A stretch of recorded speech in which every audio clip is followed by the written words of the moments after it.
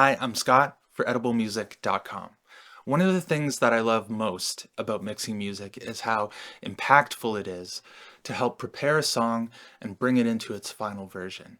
It's about balancing the elements of a song in relation to each other, bringing them into combination, and giving help. And you can start mixing this way right now. All the tools you need can be your home studio. If you have a computer, maybe a recording interface, a microphone if you need one, and you're all set. And making music this way is not rare. Fortet, for example, has made albums with a laptop, a keyboard, a recording interface, and that's it. There are many artists making music in a home studio using the same resources that you have. And in a way, this isn't really anything new. A really popular recent example is Phineas and Billie Eilish, who famously, made amazing music at home in a bedroom. But think all the way back to Bruce Springsteen's Nebraska or Boston or all the great punk bands. Rough recordings, maybe, but that's the kind of music that I grew up listening to, and I wouldn't want to listen to it any other way. That's, to me, how it's supposed to sound. And that's taste. Springsteen made Nebraska, then tried to make a big, polished, full band version of the album. But he ended up choosing the versions of the songs that he made in his kitchen on this little guy, recording to a cassette tape. It's exciting to turn what you think are restrictions or shortcomings, to take those and turn them into creative opportunities. The best mixes don't rely upon being made in the best studios with the best equipment or the hottest new plugin. It's not about hungering for hacks or secrets or tricks.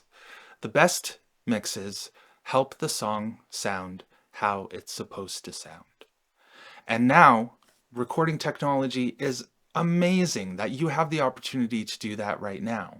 Now, a home music studio can produce remarkably clean, professional sounding recordings, and it has this array of powerful tools. Today's workstations are so powerful and so versatile. But the problem is that at the same time, learning how to mix can be frustrating because you're also trying to learn and negotiate and manage how these new programs and applications and tools work. You have a vision of how you want the mix to sound like, but you're just not sure how to make use of these things available to you in order to make it sound that way. I encourage everyone to enjoy their mixing journey with patience and playfulness, but I know it can be frustrating.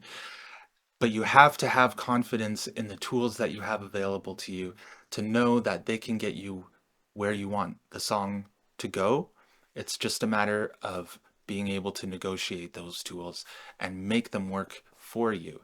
And we all use the same tools. The best mixing engineers know it's about how you use them and how you apply them to achieve the taste of the song. They don't compare who has the quote unquote best skills or who's made the best mix. They know that a good mix brings out the best in the song. That's why I compare mixing to food here, mixing to cooking, and using the mixing tools that you have available to you in order to bring out and achieve a song that sounds to your taste. Just as you would arrange ingredients, balance different flavors, highlight or accent different elements, you're balancing elements in a mix so that the finished product comes out to your liking. And you already do this too in your music studio. You have the taste already. You can envision what you want the mix to sound like. It's just a matter of applying the tools that you have in order to achieve that. That impactfulness of the mixing process and that use of mixing tools and techniques as an application of taste is one of the most fun ways to learn about and explore mixing. And it's what I love about it, and it's how I teach it. And if you want to know the steps to go through the mixing process and how to make use of these tools, I want you to strengthen your knowledge using my 5-day foundation.